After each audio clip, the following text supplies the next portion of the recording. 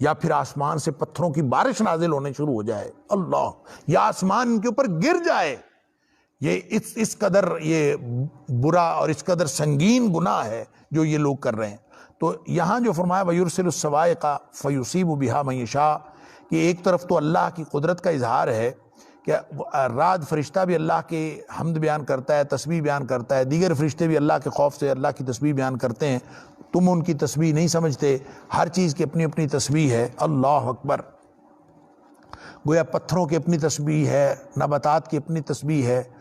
اور جتنے بھی مختلف نوع جانور ہیں ان کی اپنی تسبیح ہے،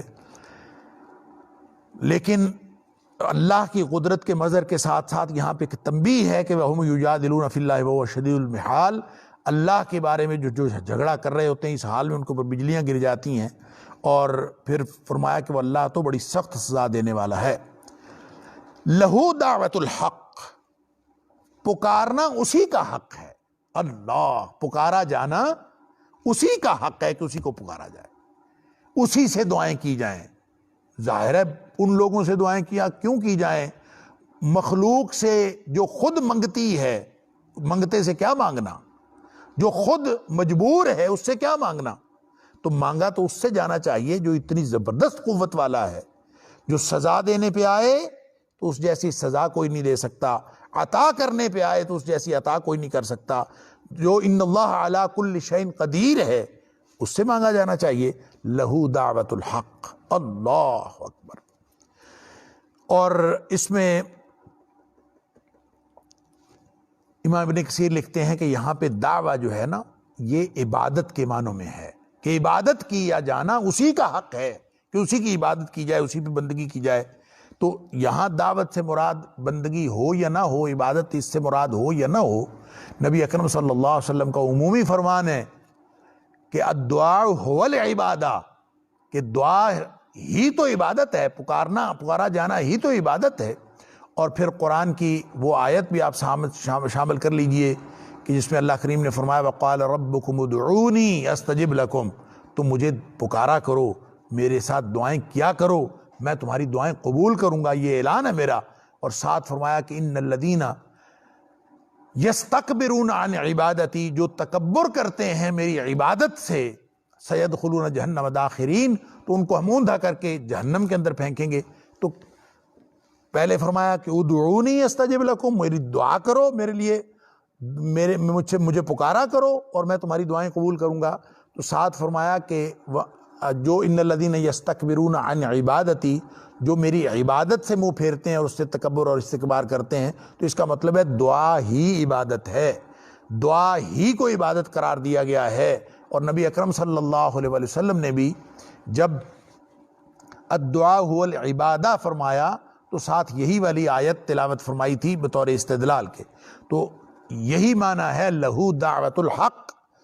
کہ دعا کس سے مانگی جائے؟ حق یہ ہے کہ صرف اللہ ہی کی سے دعا مانگی جائے، وہی اس بات کے لائق ہے کہ اس سے دعا مانگی جائے، اللہ اکبر۔ والذین یدعون من دونہ، اور وہ لوگ جن سے دعائیں کرتے ہیں لوگ اللہ کے علاوہ، لا یستجیبون لہم، وہ تو ان کی دعائیں قبول کر ہی نہیں سکتے، ان کو جواب دے ہی نہیں سکتے۔ وہ جواب کیسے دیں گے؟ بشین، کچھ بھی نہیں جواب دے سکتے، کوئی رسپونڈ نہیں کر سکتے ان کو، الا مگر، یعنی کوئی کیفیت ہو سکتی ہے، کیا ہو سکتی ہے ان کے رسپانس کی کیفیت کے؟ یہ ہو سکتی ہے کباسط کفیہ الی الماء، اللہ کو چھوڑ کر مخلوقات کو پکارنا، بتوں کو پکارنا اور بے بس لوگوں کو پکارنا، وہ ایسے ہے جیسے کباسط کفیہ الی الماء، جیسے کسی شخص نے پانی پینا ہو۔ بڑی عمدہ مثال اللہ کریم نے یہاں بیان فرمائی ہے، اور مثال کے ساتھ گویا ایک قسم کا طنز بھی ہے اس میں ان مشرکین کے لیے جو شرک کا ارتکاب کرتے ہیں اور مالک الملک اور خالق کل شیء اور شہنشاہوں کے شہنشاہ کو چھوڑ کر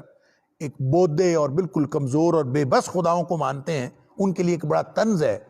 کہ کباسط کفیہ، جیسے کوئی اپنی دونوں ہتھیلیاں جو ہیں وہ پھیلائے الی الماء، پانی کی طرف، پانی کی طرف دونوں ہتھیلیاں پھیلائے اور اس کو پھر کہے پانی کو لیبلغ فاہ، کہ پانی کو کہے کہ آ جا، آ کے میرے منہ میں پڑ جا، لیبلغ فاہ، کہ پانی آ کے اس کے منہ کو پہنچ جائے۔ خود ہی جو آدمی پانی کو پکار رہا ہو کہ تو آ جا، اس کی طرف ہتھیلیاں آگے کر کے کہ آ کے میرے منہ میں پڑ جا، لیبلغ فاہ، کہ وہ آ کے منہ میں پہنچ جائے، وما ہوا ببالغہ، بھلا کبھی پانی اس طرح پہنچ سکتا ہے اس کے منہ میں؟ خود جا کے پکڑنا پڑتا ہے۔ پانی کو ایسی چیز تو نہیں ہے، پانی کو کیا پتا کہ تم پکار رہے ہو، پانی کو کیا پتا کہ تم اس کی طرف ہاتھ پھیلا کے آوازیں دیے جا رہے ہو، دعائیں کیے جا رہے ہو، وہ کیسے آ کے پانی پہنچے گا تمہارے منہ میں؟ اللہ اکبر۔ فرمایا وما دعاء الکافرین الا فی ضلال، کافروں کی دعائیں ساری کی ساری اسی طرح کی ہوتی ہیں کہ وہ گمراہی میں پڑی ہوئی ہوتی ہیں، وہ کوئی سیدھی دعا نہیں ہوتی، وہ اسی طرح سے ایسی ایسی چیزوں کو وہ پکار رہے ہوتے ہیں جو کسی طور بھی ان کو فائدہ دینے والی نہیں، بلکہ ان کو یہ معلوم ہی نہیں ہوتا کہ یہ ہمیں پکارا جا رہا ہے۔ وَلِلَّهِ يَسْجُدُ مَنْ فِي السَّمَاوَاتِ وَالْأَرْضِ طَوْعًا وَكَرْهًا، دنیا کی ہر چیز اللہ کے سامنے جھکتی ہے۔ وَلِلَّهِ، اور اللہ ہی کے لیے، يَسْجُدُ سجدہ کرتی ہے، مَنْ فِي السَّمَاوَاتِ وَالْأَرْضِ، زمین و آسمان کی ہر چیز، جو کوئی بھی آسمانوں میں ہے، جو کوئی بھی زمین میں ہے، سب اللہ کے سامنے سجدہ کرتے ہیں، طوعاً خوشی سے، وکرہن یا پھر ناخوشی سے، خوشی ہو یا مجبوری ہو، ہر چیز اللہ کے سامنے سجدہ کرتی ہے۔ اللہ اکبر۔ وَظِلَالُهُمْ بِالْغُدُوِّ وَالْآصَالِ، اور دنیا کی چیزوں کے جو سائے ہیں، وَظِلَالُهُمْ، اور ان کے جو سائے ہیں، بِالْغُدُوِّ وَالْآصَالِ، وہ صبح و شام، یعنی دن کے پہلے پہر بھی اور دن کے پچھلے پہر بھی، وہ سائے جو جھکتے ہیں وہ بھی دراصل اللہ کو سجدہ کرتے ہیں۔ اللہ اکبر۔ ہم تو سمجھتے ہیں سایہ بے جان ہوتا ہے، اور سائے میں جان نہیں ہے، اس میں شعور نہیں ہے۔ ہم پتھروں میں بھی سمجھتے ہیں شعور نہیں ہے، اللہ تعالیٰ فرماتا ہے پتھروں کے اندر بھی شعور ہوتا ہے، اس میں تو ایسے فرشتے، ایسے پتھر بھی ہوتے ہیں لما یہبط من خشیت اللہ، جو اللہ کے خوف سے گر جاتے ہیں۔ اللہ اکبر۔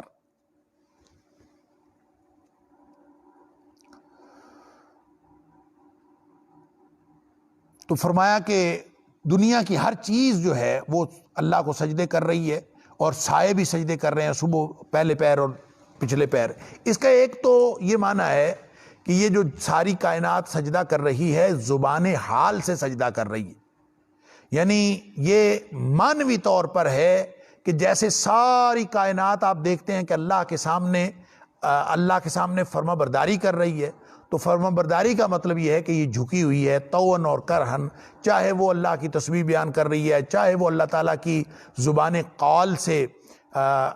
حقیقی طور پر تعریف بیان کر رہی ہے، چاہے وہ صرف معنوی طور پر تعریف بیان کر رہی ہے، اور اللہ کے حکم کی پابند ہے۔ یسجد، ساجد یسجد کا ایک معنی لغوی ہے، وہ ہے جھک جانا۔ تو ساری کائنات اللہ کے سامنے جھکی ہوئی ہے اور اللہ کے حکم کی پابند ہے، طوعاً اور کرہن، چاہے وہ خوشی سے ہو چاہے وہ ناخوشی سے ہو۔ تو اس کا مطلب ہے کہ سجدہ جو ہے اپنے لغوی معنوں میں کہ اللہ کے سامنے جھکا ہوا ہونا، یہ ایک تو سجدہ اختیاری ہے جو اللہ نے حکم دیا قرآن میں بار بار کہ فَاسْجُدُوا لِلَّهِ وَاعْبُدُوا، کہ اللہ کو سجدہ کرو اور اس کی بندگی کرو۔ یہ اختیاری سجدہ ہے، اللہ کے سامنے جھکنے کا حکم دیا جا رہا۔ کوئی نہ جھکنا چاہے نہیں جھک سکتا، نہیں جھکتے، اور لوگ سجدہ نہیں کرتے اللہ کو۔ اور دنیا میں جو اللہ کو سجدہ نہیں کرتا، اللہ اکبر، تو اللہ تعالیٰ قرآن میں فرماتا ہے قیامت والے دن جب ان کو کہا جائے گا کہ سجدہ کرو، یوم یکشف عن ساق ویدعون الی السجود فلا یستطیعون، جب قیامت والے دن اللہ تعالیٰ اپنی پنڈلی سے پردہ ہٹائیں گے اور سب کو کہا جائے گا کہ سجدہ کرو، تو ان سے سجدہ نہیں کیا جائے گا۔ اللہ اکبر۔ اس لیے کہ قد کانوا یدعون الی السجود وہم سالمون، جب یہ صحیح سالم تھے اس وقت ان کو سجدے کے لیے کہا جاتا تھا، یہ سجدہ نہیں کرتے تھے۔ تو یہ اختیاری سجدہ ہے کہ جب ان کو کہا جائے کہ سجدہ کرو، اور وہ اصطلاحی سجدہ کہ اپنی پیشانی جو ہے وہ اللہ کے سامنے رکھ دینا ایک خاص کیفیت میں، اور نمازیں پڑھنا، سجدہ کرنے سے مراد نمازیں پڑھنا ہے، جیسے کہ حدیث کے اندر آتا ہے کہ نبی اکرم صلی اللہ علیہ وسلم نے فرمایا کہ سجدہ کیا کرو، زیادہ زیادہ سجدے کیا کرو، سجدوں کی کثرت کیا کرو، یعنی نوافل زیادہ پڑھا کرو۔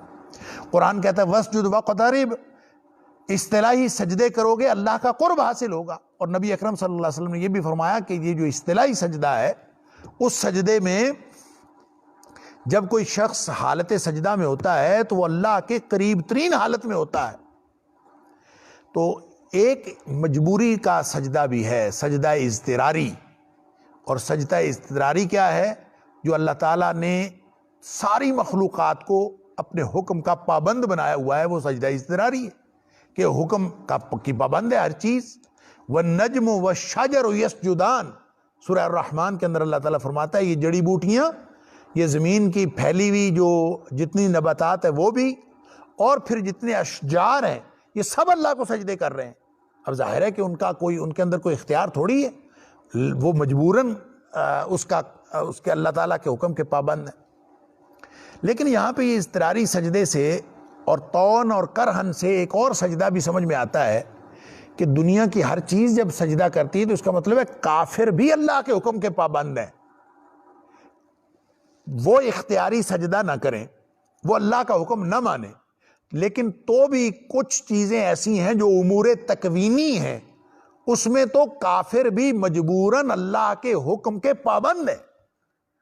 مثلاً کب دنیا میں آنا ہے کافر پابند ہے، کافر بھی آیا مسلمان بھی آیا. کب زندگی ختم ہوگی یہ بھی اللہ کے ہاتھ میں ہے، کافر کی زندگی بھی اللہ کے ہاتھ میں ہے، مسلمان کی زندگی بھی اللہ کے ہاتھ میں ہے. پھر اسی طرح سے صحت تندرستی، کہ اللہ تعالیٰ کسی کو بیمار کر دے، کسی کو صحت تندرستی دے، یہ بھی اللہ کی طرف سے ہے، اور یہ بھی کافر کے لیے بھی ہے، مسلمان کے لیے بھی ہے. اسی طرح اللہ تعالیٰ کسی کو غنی کر دے، کسی کو اللہ تعالیٰ جو ہے وہ تنگ دست کر دے، یہ ساری چیزیں اللہ تعالیٰ کے ہاتھ میں. اللہ اکبر. تو فرمایا قل من رب السماوات والارض قل اللہ. تو گویا کائنات کی ہر چیز جب اللہ تعالیٰ کے سامنے سجدہ ریز ہے تو اس کو بھی ایک نشانی کے طور پر بھی کہا گیا ہے، اور کافروں کو تنبیہ کے طور پر بھی کہا گیا ہے کہ تم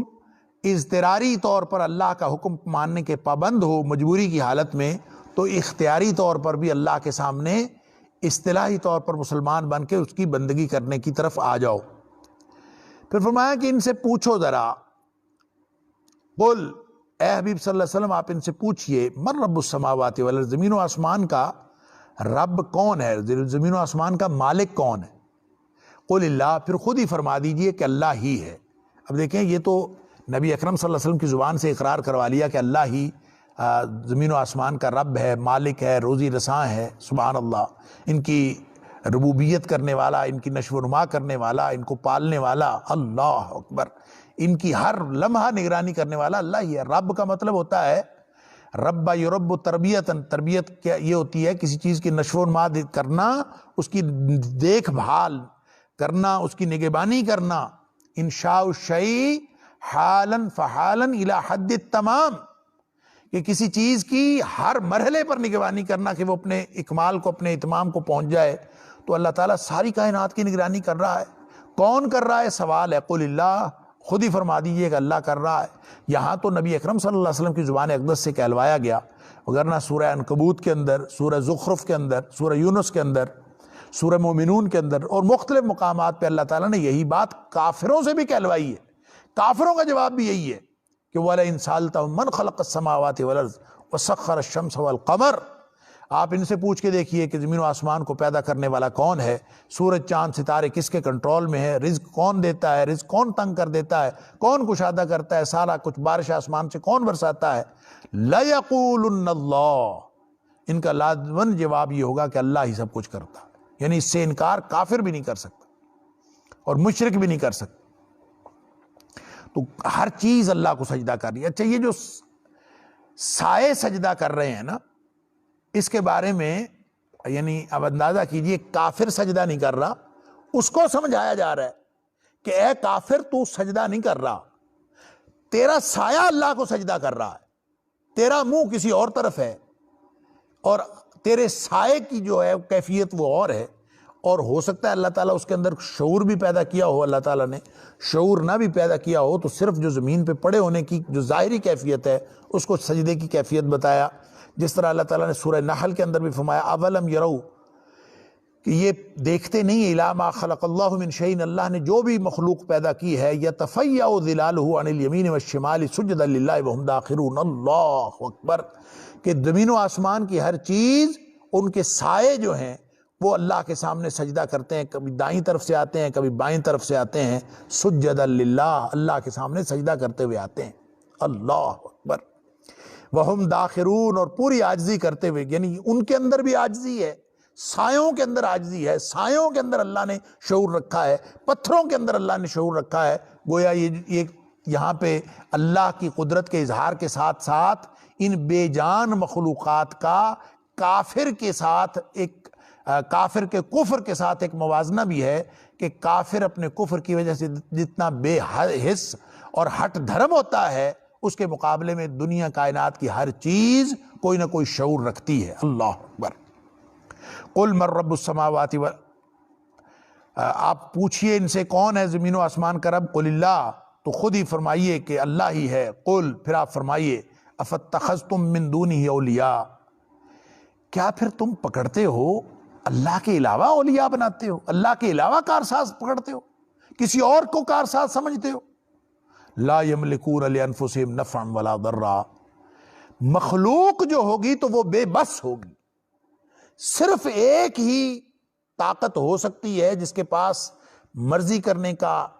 اور اپنی قدرت استعمال کرنے کا اختیار ہو اور طاقت ہو، اور وہ صرف اللہ کی اکیلی ذات ہے جو خالق ہوگا۔ جو مخلوق ہوگی وہ تو بے بس ہی ہوگی، وہ تو پیدا کی گئی ہے، وہ اپنی تخلیق کے لیے کسی کی محتاج ہے، تو وہ اس کے پاس فائدہ کرنے کا یا نقصان کرنے کا اختیار کہاں سے آیا؟ فرمایا لا یملکون لانفسہم نفعا ولا ضرا، ایسی چیزوں کو پوجتے ہیں، ایسی چیزوں کو، مخلوقات میں سے ایسی چیزوں کو اپنا کارساز بنایا ہوا ہے جو اپنے لیے بھی نفع اور نقصان کا اختیار نہیں رکھتے، لا یملکون، نہیں اختیار رکھتے، لانفسہم، اپنے لیے بھی، نفعا ولا ضرا، نہ فائدہ دینے کا نہ نقصان کرنے کا۔ جو اپنا فائدہ یا نقصان نہیں کر سکتا وہ کسی کا فائدہ یا نقصان کیسے کر سکتا؟ اللہ اکبر، مشرکوں کو یہ بات سمجھ میں نہیں آتی۔ اللہ، قل،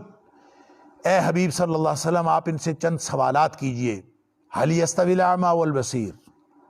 یہ بتاؤ اندھا اور بینا کیا وہ برابر ہو سکتے ہیں؟ یہاں مومن کو، جو اہل ایمان ہیں، ان کو بینا کہا گیا ہے، اور جو مشرک اور کافر ہے ان کو اندھا کہا گیا ہے۔ ام، یا پھر هل تستوی الظلمات والنور، اندھیرے اور روشنی برابر ہو سکتے ہیں؟ اللہ اکبر، گویا جس طرح سے اندھا اور بینا برابر نہیں ہو سکتے، جس طرح سے اندھیرے اور روشنی برابر نہیں ہو سکتے، اسی طرح ایمان اور کفر، ایمان اور شرک کی یہ کبھی برابر نہیں ہو سکتے۔ اللہ اکبر، تو ظاہر ہے وہ نہیں برابر ہو سکتے۔ ہم جعلوا للہ شرکاء، یا پھر انہوں نے اللہ کے لیے وہ شریک بنائے ہیں، خلقوا کا خلق ہی، انہوں نے پھر کوئی مخلوق پیدا کی ہوگی۔ یعنی یہ ایک سوالیہ انداز میں اور تنزیہ انداز میں اللہ تعالیٰ پوچھ رہا ہے کہ جن مخلوقات میں سے جن چیزوں کو تم نے اللہ کا شریک بنا رکھا ہے، کیا انہوں نے کوئی چیز پیدا کی ہے؟ کیا انہوں نے تخلیق کی ہے کوئی چیز؟ انہوں نے خلقوا کا خلق ہی، انہوں نے اللہ کی مخلوق کی طرح کی کوئی مخلوق پیدا کی ہے؟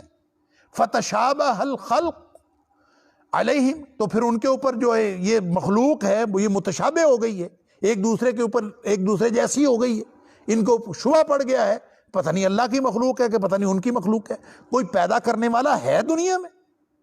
یہ سوال کرتا ہے اللہ۔ اللہ، یہ تو سوال ہے نا یہاں کوئی مخلوق پیدا کرنے کا، تو اس کو سورہ حج میں اللہ کریم نے یوں فرمایا کہ یہ جو جن لوگوں کو یہ پکارتے ہیں، لن یخلقوا ذبابا ولو اجتمعوا لہ، کہ یہ اگر سارے اکٹھے ہو جائیں نا، یعنی ایک کوئی کسی کا ایک شریک نہیں، جو اللہ کے علاوہ انہوں نے کارساز بنائے ہوئے ہیں، کوئی ایک کارساز نہیں جن کو یہ کارساز سمجھتے ہیں، بلکہ سارے مل جائیں، اکٹھے مل کے ایک مکھی نہیں بنا سکتے۔ لن یخلقوا ذبابا، ایک حقیر مخلوق مکھی کی یہ پیدا نہیں کر سکتے، وَلَوْ اجْتَمَعُوا لَهُ، چاہے اس کے لیے سارے اکٹھے ہو جائیں۔ تو پیدا کرنا تو دور کی بات ہے، اللہ تعالیٰ فرماتا ہے وَإِن يَسْلُبْهُمُ الذُّبَابُ شَيْئًا، اللہ اکبر، اگر مکھی ان سے کوئی چیز چھین کے لے جائے، کھانا کھا رہے ہوں اور ان کے آگے سے اٹھا کے لے جائے، اللہ اکبر، وَإِن يَسْلُبْهُمُ الذُّبَابُ شَيْئًا، جو ان سے آگے سے چھین کے کوئی چیز لے جائے مکھی، لَن يَسْتَنقِذُوهُ مِنْهُ، یہ اس سے وہ واپس نہیں لے سکتے وہ ذرہ جو مکھی اٹھا کے لے جاتی ہے۔ طاقت تو ان کی یہ ہے، کتنے بودے ہیں، کتنے کمزور ہیں، کتنے بے بس ہیں جن سے مانگا جا رہا ہے، مانگنے والا بھی ویسا اور جن سے مانگا جا رہا ہے وہ بھی ویسے ہی۔ فرمایا ضعف الطالب والمطلوب، جس سے مانگا جا رہا ہے وہ بھی کمزور اور بودا، اور جو مانگ رہا ہے وہ بھی کمزور اور بودا، اللہ اکبر۔ تو اللہ تعالیٰ فرماتا ہے کہ ہم جعلوا للہ شرکاء خلقوا کخلقہ فتشابہ الخلق علیہم، کیا جن کو انہوں نے شریک بنایا اللہ کا، جن کو اپنا کارساز بنایا مخلوق میں سے، انہوں نے کوئی چیز پیدا کر لی ہے، کوئی تخلیق ان کی سامنے آ گئی ہے کہ ان کے لیے مخلوق جو ہے مشابہ ہو گئی ہے، اور اس میں ان کو شک پڑ گیا ہے کہ پتہ نہیں یہ اللہ تعالیٰ کی مخلوق ہے کہ ان کی ہے، اللہ اکبر، اس میں شبہ پڑ گیا ہے، معاملہ مشتبہ ہو گیا ہے، اللہ اکبر۔ قل اللہ خالق کل شیء، آپ پھر ان کو بتائیے، بے سمجھوں کو، بے خبروں کو، کہ اللہ ہی کائنات کی ہر چیز کا خالق ہے، کوئی اور کسی چیز کو پیدا نہیں کر سکتا۔ وَهُوَ الْوَاحِدُ الْقَهَّارُ، وہ ہے بھی اکیلا اور ہے بھی زبردست قوتوں کا مالک، قہار، زبردست قوتوں کا مالک وہ اکیلا ہے، لہذا اسی کی بندگی کریں، اسی کی طرف آ جائیں۔ یہ خواہ مخواہ جو بودے خدا بنائے ہوئے ہیں ان کو چھوڑ دیجئے۔ انزل من السماء ماء، اسی نے آسمان سے پانی برسایا، انزلہ نازل کیا، من السماء آسمان سے، مان پانی، فسالت پس بہہ پڑے، اودیتن اودیتن وادیاں بہہ پڑیں، بقدرہا اپنی اپنی استطاعت کے مطابق، اللہ اکبر، اپنے اپنے اندازے سے، اپنے اپنا جو ان کا معیار ہے اس کے مطابق، جتنا پیمانہ کسی کا ہے وہ وادیاں بہہ پڑتی ہیں۔ اللہ آسمان سے پانی برساتا ہے اور وادیاں بہہ پڑتی ہیں۔ فاحتمل السیل زبدا رابیا، پھر جب وہ سیلاب بن جاتا ہے، ایک سیلان بن جاتا ہے، تو وہ سیلاب اٹھا لیتا ہے، فاحتمل السیل، تو سیلاب اٹھا لیتا ہے، زبدا رابیا، اٹھا ہوا جھاگ اس کے اوپر آ جاتا۔ رابین کا مطلب اٹھا ہوا، اوپر اٹھنے والا، زابدن کا مطلب جھاگ، یعنی جب آسمان سے بارش ہوتی ہے اور وادیوں کے اندر پانی بہنے لگتا ہے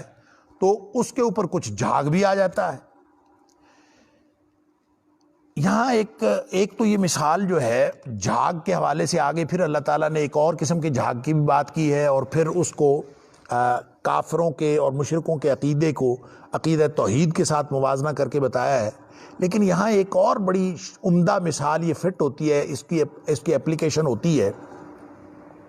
کہ دیکھیں، انزل من السماء ماء، اللہ تعالیٰ آسمان سے پانی برساتا ہے۔ یہ بارش کی مثال جو ہے یہ وحی الہی کے علم کی ہے، کہ اللہ کی وحی کا علم جو ہے وہ بارش برستی ہے ہر ایک پر، لیکن اس سے جو فصالت اودیتم بقدرہا، اس سے جو وادیاں ہیں وہ اپنے اپنے معیار اور اپنے اپنے اندازے کے مطابق بہہ پڑتی ہیں، کوئی زیادہ پانی لے کے بہہ پڑتی ہے، کوئی کم پانی، جس کے اندر جتنی کیپیسٹی ہوتی ہے، جو جتنی ریسیپٹیو ہوتی ہے وہ لے کے بہہ پڑتی ہے۔ مثال تو بارش اور وادیوں کے بہہ پڑنے کی ہے، اور دراصل یہ جو مثال ہے یہ اللہ کی وحی کا جو علم ہے، اللہ اکبر، اس کی مثال ہے۔ وحی الہی کا علم انسان کو کہ دل کے اندر کتنا آتا ہے، کوئی اس کو لیتا ہے، کوئی اس کو نہیں لیتا، کوئی زیادہ لیتا ہے، کوئی کم لیتا ہے۔ فصالت اودیتن، یہاں جو وادیوں کی مثال ہے، گویا یہ ان لوگوں کا بیان ہے جن کے دل علم الہی کے حامل ہوتے ہیں، اللہ اکبر، اور یقین کے ساتھ حامل ہوتے ہیں۔ اور ابن عباس رضی اللہ تعالیٰ عنہ نے بھی یہی تشریح کی ہے کہ یہ مثال جو بارش کی یہاں دی گئی ہے یہ دراصل ان لوگوں کی مثال ہے جن کے دلوں میں یقین کے ساتھ علم الہی موجود ہوتا ہے، اور وہ اس کا تحمل کرتے ہیں، علم الہی کا، اپنے اپنے معیار کے مطابق، جتنی استطاعت، جتنا اندازہ ہوتا ہے۔ گویا جو دل جتنا ریسیپٹیو ہوتا ہے، جتنی کیپیسٹی رکھتا ہے، جتنی انابت رکھتا ہے، جتنا اللہ کی طرف اس کی توجہ ہوتی ہے، اللہ تعالیٰ اتنا علم اور یقین اس کو عطا فرما دیتا ہے۔ لہٰذا یہ جو وادیاں بہہ پڑنے کی مثال ہے، یہ اصل میں اہل ایمان کے ان قلوب کی بات ہے جس کے اندر علم الہی آ کے بسیرا کرتا ہے۔ فاحتمل السیل زبدا رابیا، پھر اس کے اوپر ایک جھاگ آ جاتا ہے، سیلاب اس کے اوپر اٹھا لیتا ہے، اٹھا ہوا جھاگ آ جاتا ہے۔ اور فرمایا یہ جھاگ صرف یہی نہیں آتا بلکہ یہ وَمِمَّا يُوقِدُونَ عَلَيْهِ فِي النَّارِ، اور اس چیز سے بھی جو لوگ تپاتے ہیں یا جلاتے ہیں آگ،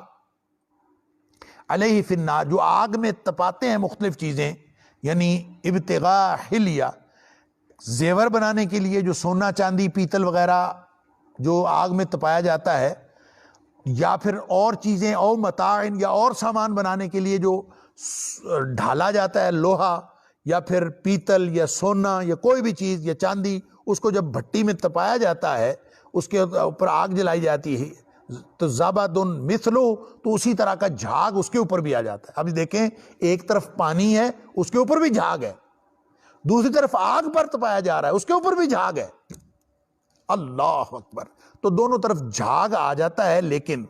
فرمایا کہ کذالک یضرب اللہ الحق والباطل، یہ حق اور باطل کی مثال ہے۔ اللہ اکبر، کیا کہ یہ جو اوپر نظر آنے والا جھاگ ہے، اوپر اٹھا ہوا، ایک دم آدمی کو جو خوف لاحق ہوتا ہے وہ جھاگ سے ہوتا ہے۔ سیلاب آ رہا ہو تو پہلی نگاہ جھاگ پر پڑتی ہے، تو آدمی جھاگ کو اصل سمجھ بیٹھتا ہے۔ اللہ فرماتا ہے کہ وہ اصل چیز نہیں ہے، جو باطل ہے وہ تو سیلاب کے اوپر اٹھے ہوئے جھاگ کی طرح، یا آگ میں تپائے ہوئے سونے چاندی پیتل وغیرہ کے اوپر اٹھنے والی جھاگ کی طرح، وہ تو ایک جھاگ ہے۔ فَأَمَّا الزَّبَدُ،